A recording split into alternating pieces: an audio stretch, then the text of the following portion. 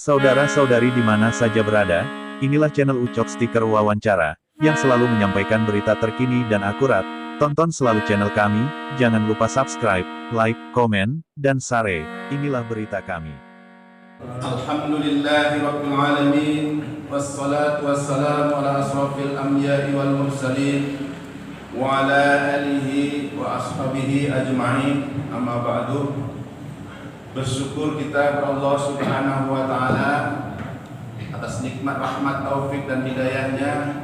Alhamdulillah, malam hari ini kita telah menyelesaikan ibadah kewajiban kita, sholat berjamaah, sholat isya berjamaah, sholat tarawih dan witir.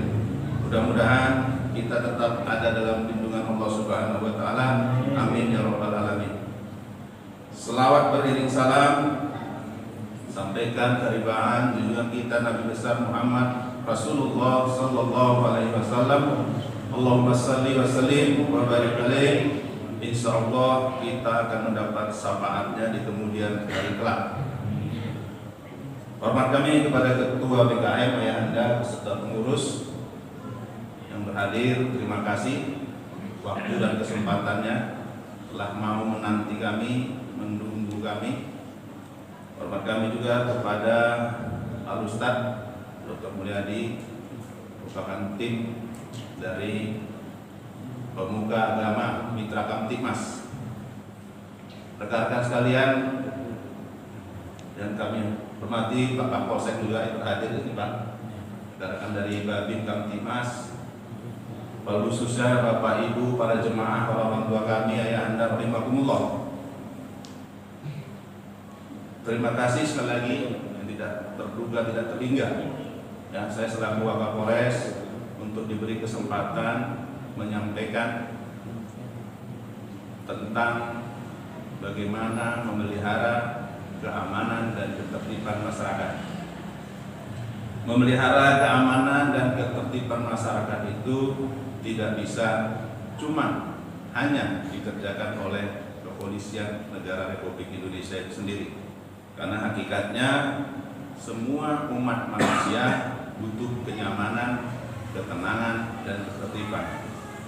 Allah Subhanahu wa taala telah menciptakan langit dan bumi beserta isinya. Tuangkan kita mendengar dari surah Ar-Rahman menyatakan bahwasanya tidak ada nikmat lain yang disembunyikan. Begitu banyak kenikmatan yang diturunkan oleh Allah. Untuk mencapai kenikmatan itu, Allah Subhanahu wa taala telah menurunkan Al-Qur'an sebagai huda linnas, petunjuknya untuk mencapai kenikmatan itu, untuk membuktikan kesyukuran itu.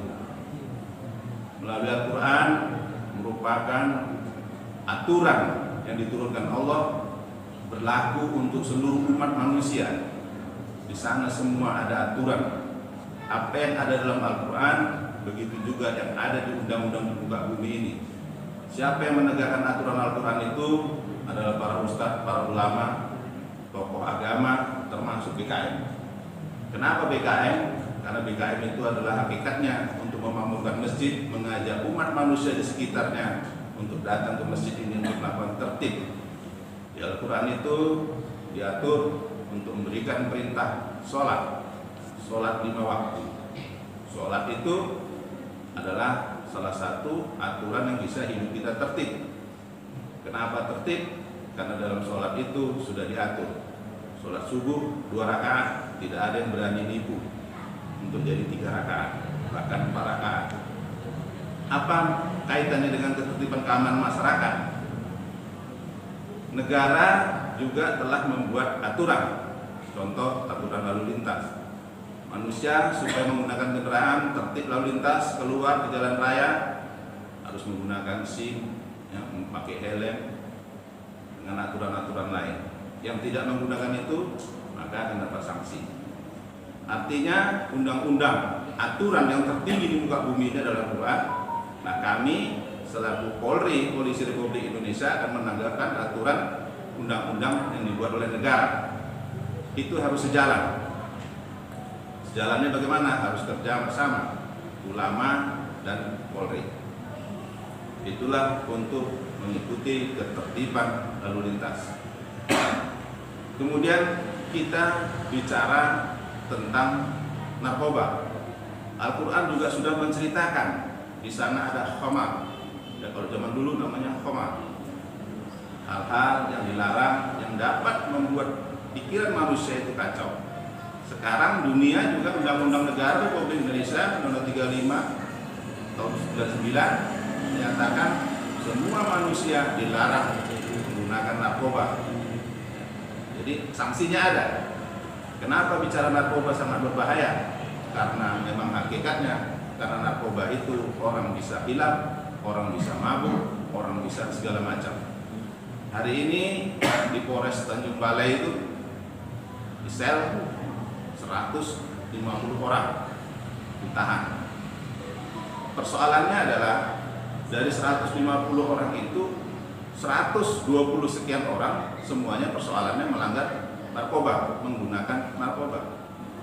Kami sampaikan ini tidak bisa hanya cuma ditangkapi, dimasukkan jerat, tidak. Faktanya, kenyataannya yang 120 sekian orang itu ada yang sudah sampai 2 kali, 3 kali, bahkan ada 4 kali masuk. Kenapa ini terjadi? Kenapa masuk sel tidak jerat? Karena adanya pemberlakuan kepada yang bersangkutan itu istimewa. Siapa yang mengistimewakan? Pada umumnya keluarganya. Inilah harapan kami datang hampir beberapa masjid yang kita datangi, kita sampaikan kepada tokoh ulama, tokoh masyarakat untuk sama-sama bekerja sama supaya orang yang sudah kena narkoba itu supaya tobat. Ya, jangan dimanja. Kenapa dimanja? Karena rata-rata yang sudah masuk itu pagi didatangi istrinya, siang didatangi rumahnya, sore datangi ayahnya, dibesuk dia. Jadi kelihatannya bahagia. Bahkan saya sendiri nangkap ada yang masuk penjara dibelikan HP baru sama ayahnya. Jadi bukan tambah tobat dia, Pak, tambah senang. Ya, dengan sangat berat hati, HP-nya saya sita, saya masukkan ke bak, saya rendam, saya hancurkan. Ya, orang tuanya protes. Saya udah belikan HP, Pak, kenapa dirusak? Dilarang. Di dalam sel tidak boleh membawa uang, ada 15 aturan. Tidak boleh membawa HP, tidak boleh berkomunikasi keluar. Kenapa? Karena memang kita rampas haknya, kebebasannya karena atas kesalahannya itu, supaya tujuannya tobat. Dukungannya adalah siapapun yang sudah tertangkap, ya, keluarga kita serahkan saja sama negara, karena sudah dijamin kesehatannya, makanannya secukupnya, bukan sekenyangnya, secukupnya, ya. Tidurnya, kesehatannya. Tujuannya adalah untuk membalikan semua generasi muda siapapun dia untuk tidak melakukan pelanggaran itu. Dari kasus narkoba itu, Bapak Ibu para jemaah rahimakumullah, ada hal-hal yang sangat miris kita dapatkan. Ya. Seseorang anak gadis, yang satu keluarga itu ada 6 orang, ini anak yang ke-6, anak yang kedua melahirkan seorang bayi. Bawa orang tuanya pergi puskesmas atau mengandung sampai melahirkan, ditanya ibunya siapa ayah anak ini, ayahnya adalah ayah, ya, ayahnya adalah ayah, nauzubillah. Tapi itu terjadi, dan fenomenalnya di akhir sampai 2021 ini saja kami nangani ada 4 kasus yang dilakukan pelecehan antara ayah dan anak. Mudah-mudahan tidak terjadi di lingkungan kita. Ini mari sama-sama kita jaga, ya. Hakikatnya tadi saya sampaikan tadi, kembali kepada Al-Quran. Kalau kita ajak anak-anak kita, siapapun dia, termasuk kita sendiri, rajin datang ke masjid ini, mendekatkan diri kepada Al-Quran, insya Allah kita akan terhindar dari perbuatan itu. Kemudian yang masih juga hari ini selalu menjadi persoalan di tengah-tengah masyarakat, yaitu bicara media sosial, medsos. Yang sekarang semua orang punya medsos, semua orang mudah menggunakan medsos dengan sesuka hatinya, dengan tidak menjaga perasaan orang lain, mementingkan diri sendiri, bicara dari situ fitnah. Sesungguhnya kalau kita kembali kepada Al-Quran tadi yang saya sampaikan, zaman dahulu, ketika zaman Nabi, kisah Nabi Yusuf juga sudah ada fitnah memfitnah. Nabi Yusuf itu difitnah, ya, dengan cerita akan melakukan perbuatan yang tidak baik kepada Zulekha, sehingga sampai Nabi Yusuf di penjara tanpa kesalahan. Itu sudah terjadi. Cuman zaman dulu fitnahnya dengan lisan, sekarang dengan media sosial, dengan ujung jari. Kita kalau sudah kuat menghadapi itu, kita ingat sejarah itu pasti tidak kita akan lakukan seperti apa yang dilakukan zaman dulu. Untuk itu kami sampaikan untuk bijaksana menggunakan media sosial itu. Ketika ada informasi hal-hal yang kecil, ya, salah satu contoh, ya, seorang istri mendapat informasi suaminya di pasar sana duduk-duduk di warung kopi, mungkin dekat hotel Ayola sana dengan seorang perempuan, sampai di rumah kelihatannya abang berdua sana. Oh ya, pasti ditanya. Silakan tanya konfirmasi kepada suaminya dulu, jangan kepada orang lain, pasti tambah beritanya. Sehingga sampai rumah berkelahi, ribut, si istri emosi, wah ini udah KDRT, langsung lapor ke polisi, ya, KDRT katanya. Kenapa? Karena gara-gara media sosial. Saling tetangga, gara-gara buang sampah saja difoto sampahnya. Tengoklah mentang-mentang orang kayo buang sampah sembarangan, dipelur.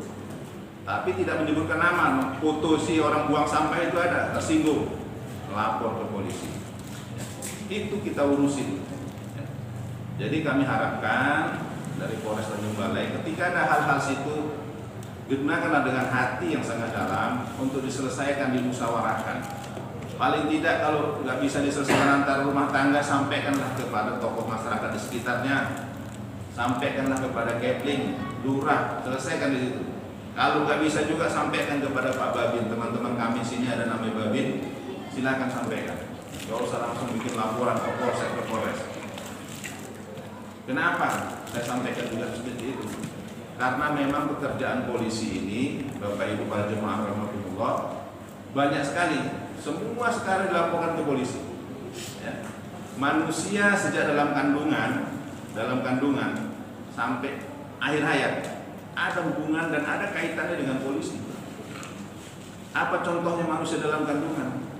Saya sudah 36 tahun di polisi. Ada seorang ayah dan seorang ibu bawa anak datang. Pak Jumanto, polisi, tolong, kenapa? Ini anak saya ini udah 6 bulan katanya telat. Kenapa kalau telat? Ya ada yang melakukannya, siapa? Kita suruh cari ayahnya. Itu terjadi. Si A, kita panggil si A. Benar, saya kenal, saya pacaran sama dia. Kamu ada melakukan ini, benar.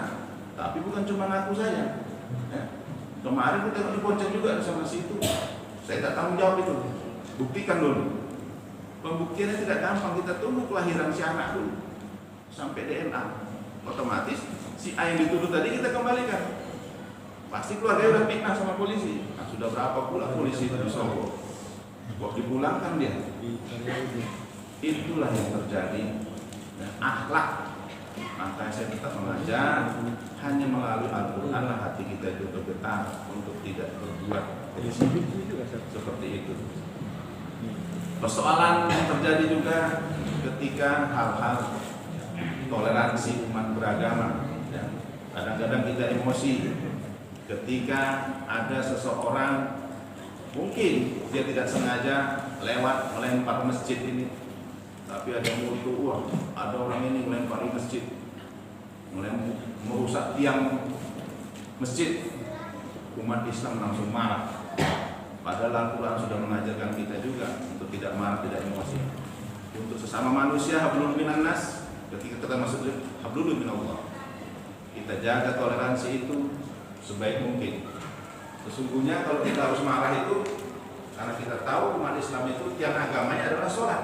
Ketika ada azan berkumandang, orang duduk-duduk atau main kartu atau apa saja nggak masuk masjid, itu kita marahi seharusnya, karena dia tidak menegakkan tiang agama, bukan merusak tiang masjid. Ya. Jadi kalau memang itu bisa kita kerjakan, insya Allah kita lebih tertib.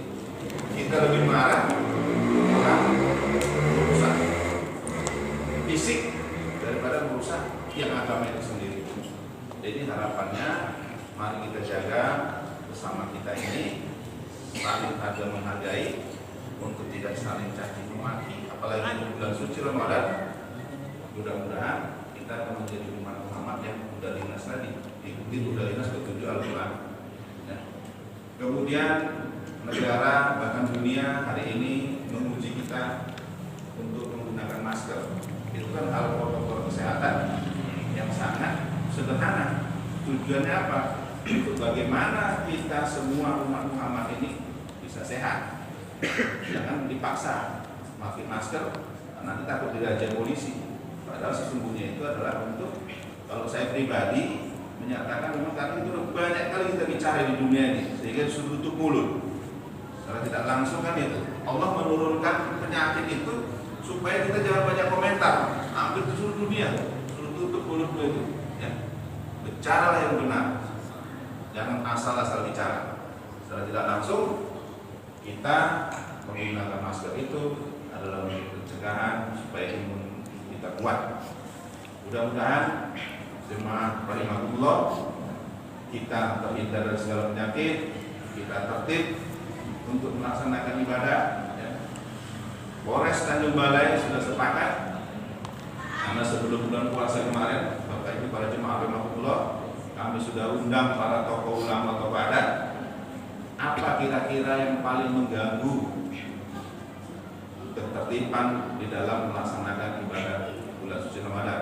Yang pertama, penyampaiannya adalah bising kali Pak, kalau pas kami sholat mercun bunyi, bising kali Pak kalau subuh itu orang balapian. Ya. Atas persetujuan itu, kesepakatan itu, Forkopimda dan tokoh ulama, tokoh masyarakat, kami sudah melakukan tindakan tegas.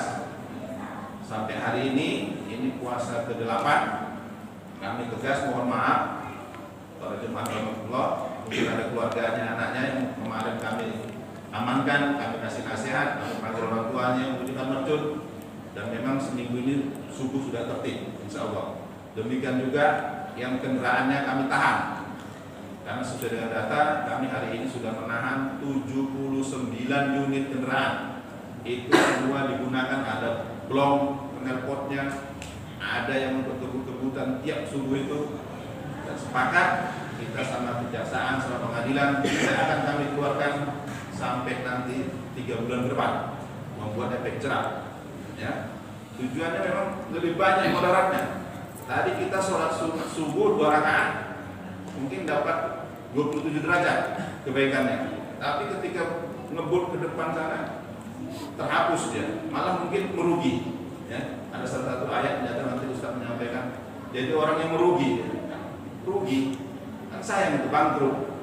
Karena dari 20 jam itu jadi habis. Dia berkeliaran di sana kebut-kebutan. Jadi mudah-mudahan sampai hari ini memang tidak ada yang protes. Kita lakukan semangat itu kami tegas. Ya. Dan masih banyak juga surat yang masuk. Tolong Pak tertibkan itu. Warung-warung remang-remang. Dan warung-warung remang-remang katanya entah hotel apa namanya itu pun kami menangkap dan mengamankan 8 pasang. 8 pasang insan berlian jenis yang tidak ada identitas suami istri, itu juga kami amankan, kami hubungi keluarganya. Ya mudah-mudahan setelah itu dia tobat. Ya. Supaya keluarganya kita sampaikan nasihat bahwasanya itu perbuatan dosa. Kalau ada laknat Allah bukan kamu saja menahankan, mungkin orang di sekitar itu kan. Dan alhamdulillah juga sedihnya mereka itu semua statusnya adalah umat kita juga, tidak ada umat lain. Kita lihat KTP-nya, jadi sangat masalah mengecewakan. Maka kami rasul dari masjid ke masjid hanya melalui agama lah yang bisa menertibkan hati kita ini untuk hidup tertib, tentram, tawadhu, ya, sehingga kita bisa beribadah dengan damai. Mungkin ini yang kami sampaikan, mohon maaf